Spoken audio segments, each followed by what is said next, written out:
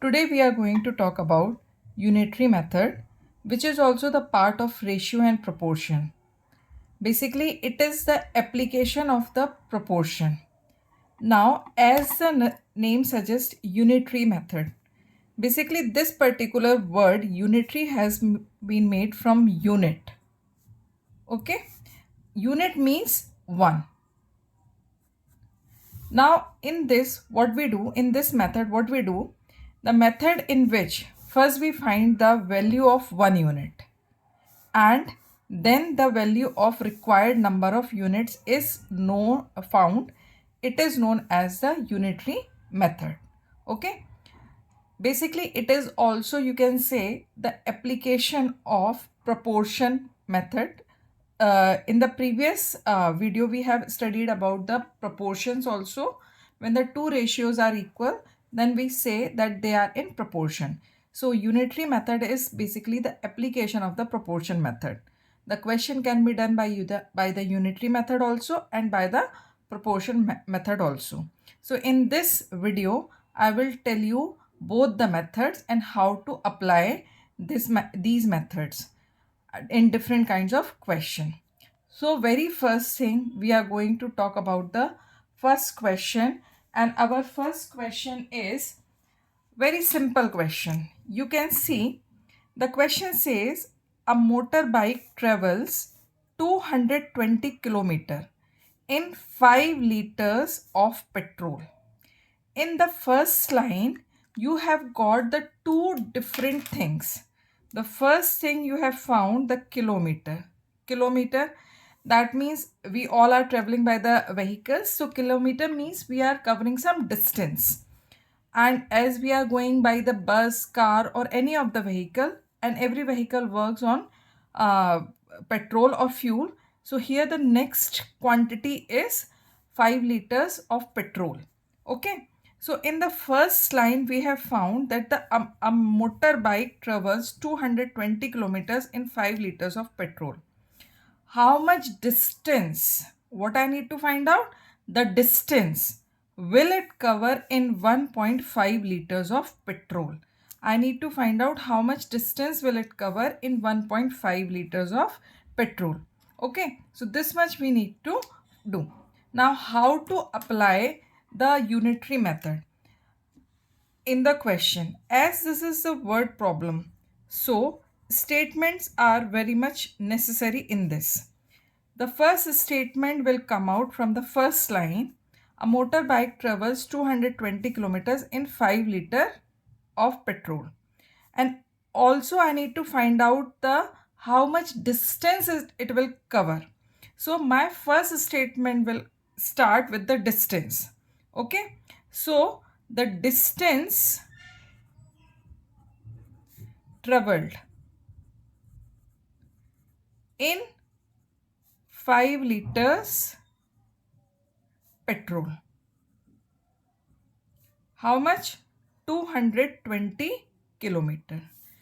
So this is the first statement which will come as I need to find out the distance in the given liters of petrol. So my statement will start distance traveled in 5 liters of petrol. Now first we have found in 5 liters. Then in the next statement we will find the distance which is traveled in 1 liter of petrol. Now when more is given and you need to find out the value of 1, you do the division. So 220 divided by 5. Now as you are in class 6, so do the division in the fraction form. So write down 220 upon 5 means 220 will become the numerator and 5 will become the denominator. Now we need to find out whatever its result will come. That will be the result of distance covered in 1 liter petrol. Now, we need to find out how much distance it will cover in 1.5 liters of petrol. So, next statement will be distance covered in 1.5 liters petrol. Okay. So, here in 220 upon 5, we will find out the distance covered in 1 liter. So, distance covered in 1 liter will be multiplied by the distance we need to find out in 1.5 liter. So 220 upon 5 multiplied by 1.5. Now do the cutting. So you can directly cut 220 and 5. So what will come? 5 ones are 5, and here in the numerator 5 fours are 20, then 2 will left, 4 again this 0 will be copied down, then it will come 44. In the numerator what will left with you?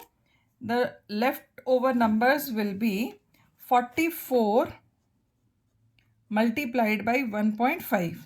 So multiply them. 15 fours are 60, then 6 remainder, 60 plus 6, it will come 66. And in the multiplier there is only one digit after the decimal, so from the right side before one digit we will put the decimal. So how much distance it will come? Distance will be given in kilometers, so we will write distance is 66.0 kilometer. So distance covered in 1.5 liter is 66 kilometer.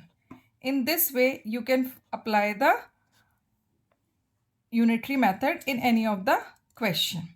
Now we will take few more examples in different problems. Okay. Now here you can see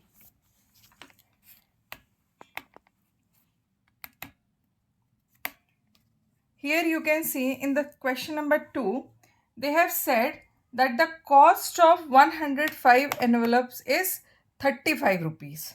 Okay, cost of 105 envelopes is 35 rupees. How many envelopes can be purchased in rupees 10?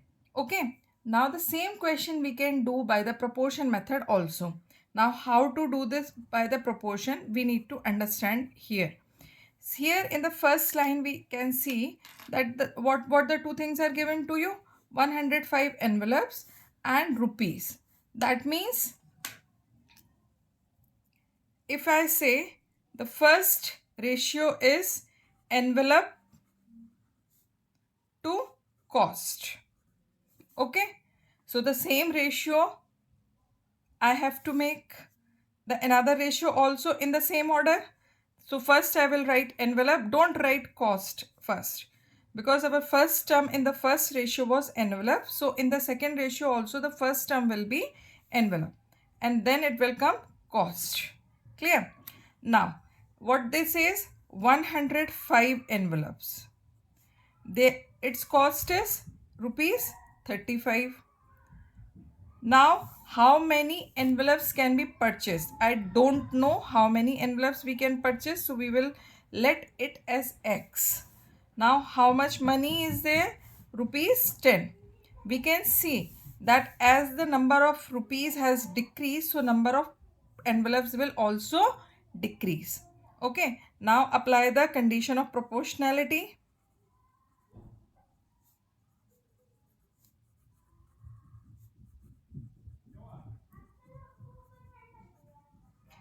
Now, if I say condition of proportionality, that means the extreme terms product is equal to product of midterms. That is 105 multiplied by 10 will be equals to rupees 35 multiplied by X. Now, I need to find out the value of X. So, I will transpose the number with X. With X, 35 is multiplied on the right hand side of the equation. So when I transpose it on the left hand side, it will come in the denominator or in the divisor. So on the right hand side, what will left? Only X. While on the left hand side, what will come? 105 multiplied by 10. And in the division, in the divisor, it will come 35. Okay. Now cut 10 and 35. 10 and 35 both can be divisible by 5. We need to find out the highest common factor between 10 and 35. So 5 2s are 10, 5 7s are 35. Now 7 and this 105 also will cut. 7 ones are 7. 7 ones are. Now 3 will left. 7 fives are. So in this way, what will left in the numerator? 15 multiplied by 2. This will left in the numerator on the left hand side of the equation, while on the right hand side it will left x. So x has come 30. So x is 30 envelopes. It is very much important to write down the unit. So 30 envelopes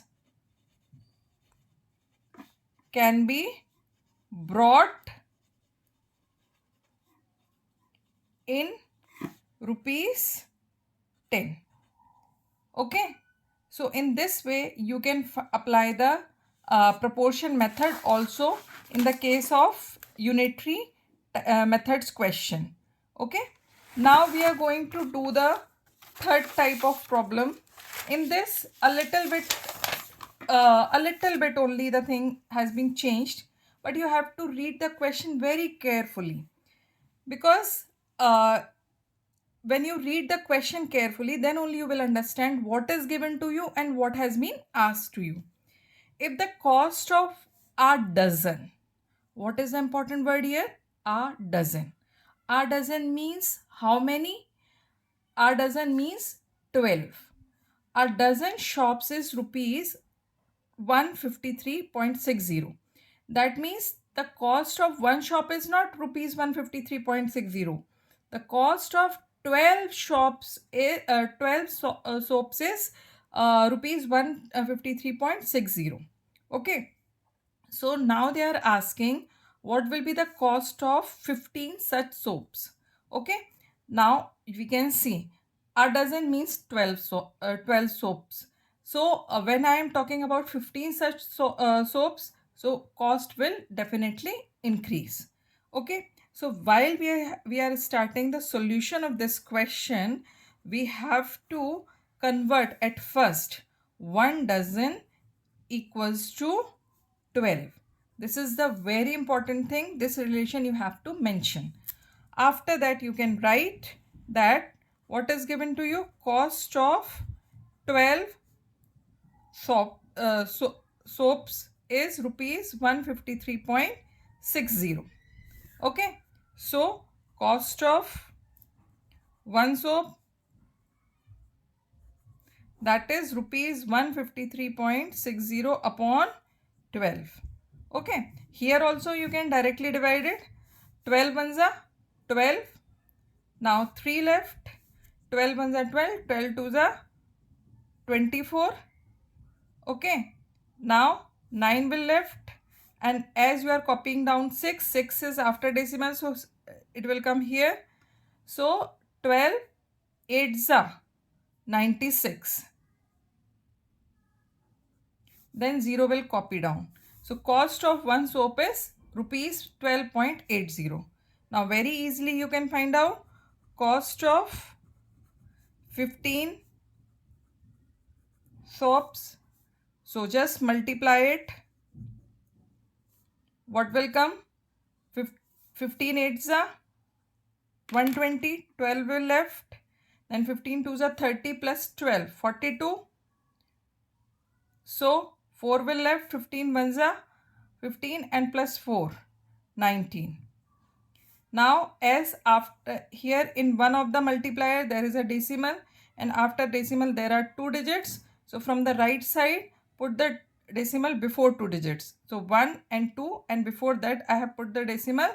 So it has come rupees 192. So cost of 15 soaps is rupees 192. It is very important to write the answering statement with the unit. Same question we can do by the proportion method also. Okay. So you can do this question by the second method also. So just see, the same answer will come. Now I am doing this question by proportion method. It is less time taking. So here it is very much clear that what the two things you are having. soaps and cost. The second ratio also will have soaps and cost. Okay. Now, how many soaps are there? 12 soaps are there and cost is 153.60. And now 15 soaps are there and their cost I don't know, so I have let it X. Now condition of proportionality is AD equals to BC. So write down this condition of proportionality.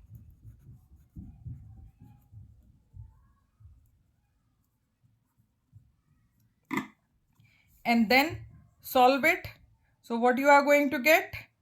12 multiplied X equals to 153.60 multiplied by 15. As X is multiplied with 12 and I need to find out the value of X only. So I will transpose the number with X, which is 12 in multiplication. On the right hand side of the equation, it will become in divisor. This is known as transposition. So 12 has come in the division because the opposite operation of this multiplication is division. Now cut them. What will come? 12.80. Then multiply 12.80 by 15. You will get X equals to rupees 192.00. Okay. So in this way you have got the same answer.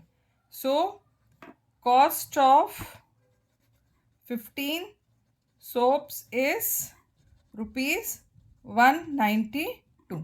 You all have seen by both the methods we have got the same answer. So any one of the method you can apply here.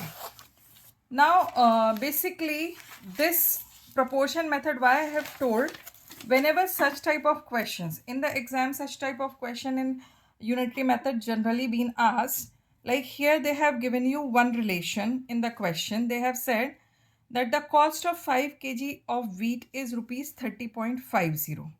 Okay, now the two subparts are there. What will be the cost of 8 kg of wheat? Directly you can do. And what quantity of wheat can be purchased in rupees 61? You can do both the questions, both the parts, either by proportion or you can do by unitary method, whatever suits to you. I have told you both the methods. Let us see the solution. Okay. The very first thing, I need to utilize the first line. Okay. So in the first line, what is given to you?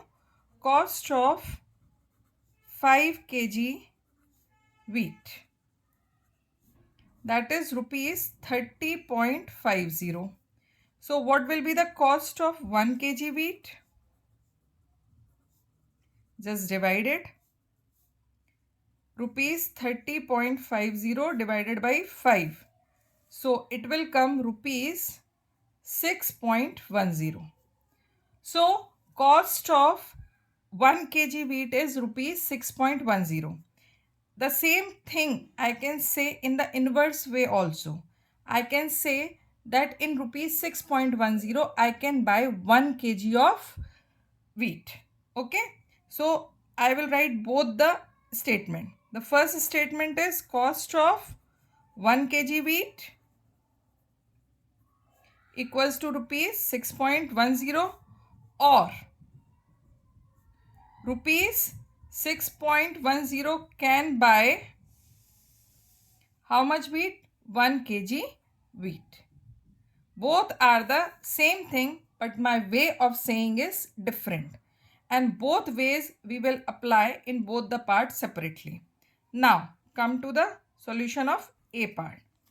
In the A part, they are asking what will be the cost of 8 kg of wheat. Okay, so here we have found that cost of 1 kg wheat is rupees 6.10. So cost of 8 kg wheat, very easy to find, just multiply. Rupees 6.10 multiplied by 8. So what will come? Here it will come rupees 48.80. So cost of 8 kg wheat is rupees 48.80. You can analyze also, as the quantity of wheat has increased, so cost also has increased. Now come to the B part. In the B part, they are asking what quantity of wheat can be bought in rupees 61. Okay, so very simple. Now we are going to use this particular statement. What they are saying? Rupees 6.10 can buy. How much? Buy wheat, that is 1 kg. So how much rupees 1 can buy? That is 1 upon 6.10. Clear? Now how much rupees 61 can buy wheat? So 1 upon 6.10 multiplied by 61. Okay. Now remove the decimal from the denominator. It will increase the zeros in the numerator. Okay. In this way, the two zeros will increase in the numerator on the right hand side, because there are two digits after the decimal in the denominator. Now cut this. This 0 and this 0 will cut. Now 61 ones 61 tens. So what left with you? 10 kg. Okay. So we can see that rupees 61 can buy 10 kg of wheat. I hope all of you have understood how to apply this particular method. Okay. Now one more application is also there of the unitary method, that is the better buy. Means for the comparison, suppose if you are buying the two different things, or if you are buying the same kind of things from the two different shops, and you want to understand who has made the better buy. So for comparison also we can apply the unitary method. Like here the question says which is the better buy. The first situation, here the A part is 3 kg of tomatoes for rupees 19.50 or 7 kgs of tomato for rupees 47.25. Here you have to apply the general, like you can say general consciousness. You can apply here. Like if in less price I am getting more things, then it could be the better buy. Okay, so the very first thing we are going to solve the A part. So for the A part, just make the two columns at first, because we are having two kinds of rate, or which are given in the form of or. So what they have said in the first statement, that the cost of 3 kg tomatoes, 3 kgs tomatoes cost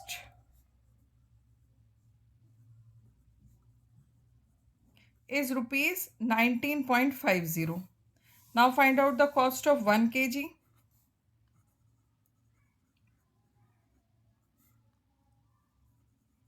So just divide it, rupees 19.50 upon 3. So how much it will come? 1 kg equals to rupees 6.50. Clear? Now we are doing the or part, 7 kg tomatoes for this much. So cost of 7 kg tomatoes, that is rupees 47.25. Now find the cost of 1 kg. So 47.25 divided by 7. Just divide it. How much it is coming? 6 7 6 42. 5 left. Then 7 7 then 7 5 It has come rupees 6.75. Now I can see the cost of 1 kg tomato is less here. Okay. So which is better buy? So 3 kg tomatoes for rupees 19.50 is better buy.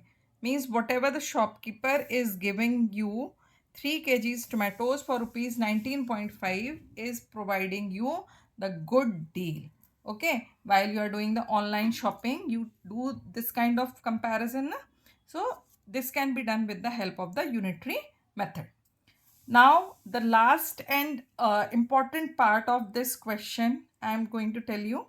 Here also one question is based on the this unitary method on the basis of better buy. They are saying a car running 30 kilometers on 3 liters petrol or a car which runs 40 kilometer on 5 liters of petrol. Again, the two situations has been given to you. You need to find out which is the better buy. Okay. So again, we are going to make the two columns. This question has been done and we are going to do the B part of it. So just make the two columns. In the first column, they are saying 30 kilometers for 3 liters. Okay. So distance in 3 liters, that is 30 kilometer. Now distance in 1 liter, just divide it 30 upon 3, that is 10 kilometer. So distance in 1 liter is 10 kilometer. This we have got in the first situation. Now let us see the second situation. They are saying which runs 40 kilometer on 5 liters of petrol. Okay, so let us do with the second question part. Distance in 5 liters, that is 40 kilometer. Now distance in 1 liter, that is 40 upon 5, it is 8 kilometer. So distance in 1 liter equals to 8 kilometer. Okay. Now if you see in the previous question, I have said here the cost is less, so it is better. Okay. Now if you apply the same concept here, then the answer will become wrong, because distance in 1 liter is 8 kilometer while distance in 1 liter is 10 kilometer. So this less part is not right. Why? See, if we are using the less petrol, if we are using the same petrol, okay, we are using in one car 1 liter petrol and which is covering 10 kilometer, in another car the same petrol we are using and it is covering the more distance. So which is covering the more distance is better. See, here in 1 liter it is covering more distance. Okay, it is covering more distance because distance covering is required in less petrol. Okay, this is economy. So distance covered in 1 liter petrol is more in the first case. So what is the better buy in this case? That is 30 kilometer on 3 liters. Okay. So you can say this is economical. So distance 30 kilometers in 3 liters is better buy. So I hope now you all have understood the unitary method. The same concept you can apply in class 6th also and class 7th also for the case of unitary method. And whatever the doubts you are having, you can comment me. I will clarify your doubts, and more problems if you want to get it solved, then also comment me. Thank you.